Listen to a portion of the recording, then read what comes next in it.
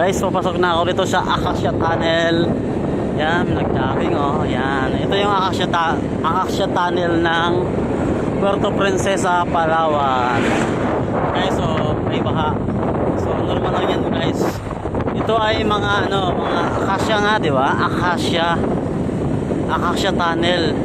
So ang dami yan, guys. Malawak itong Acacia Tunnel. Akala mo lang dito lang, pero may mas malawak pa dito.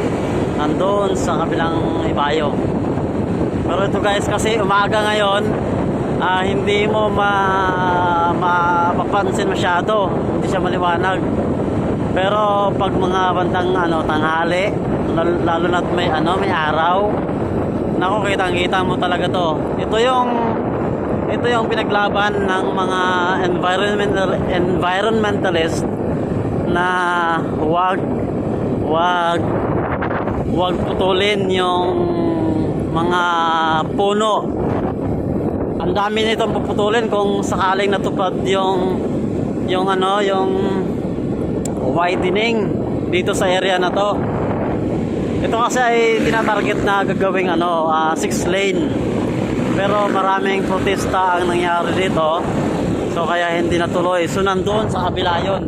Nandyan, hindi lang na-videoan ko, pero nandyan yung isang, nandyan na lang ginawa yung isang linya. No, street yun. Ito, palikot to eh. Ayan o. So ito, papalabas na tayo sa Acacia Tunnel. Dalawa to siya. Meron pang isa doon yata sa unahan. Pero ito yung pinakamahaba. At saka pinakamaganda. So yun, guys, so may mga nakatira dito. So siyempre hindi ko alam kung legit yung pagtitira nila dyan. But anyway, hindi naman naputol yung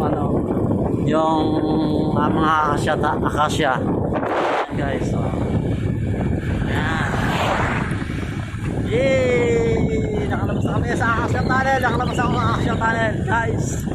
Yun. Yan ang pinagmamalaki ng Puerto Princesa City, Palawan. So kasunod dito ay yung malawak na basakan. Yan. At saka mga damo. Yan. So dyan. Yun guys, kung makita mo yun yung mga poste-poste ng street lights. Yan. Andun yung Acacia Tunnel. Acacia Tunnel, yung isang kalsada na bagong gawa. Yan naman, guys, yung nangitim na yan yung sinasabi kong lawak ng acacia. Yan. Ang lawak niyan hanggang doon sa Iwahig Farm. Panay acacia yan. So ito, proceed tayo doon sa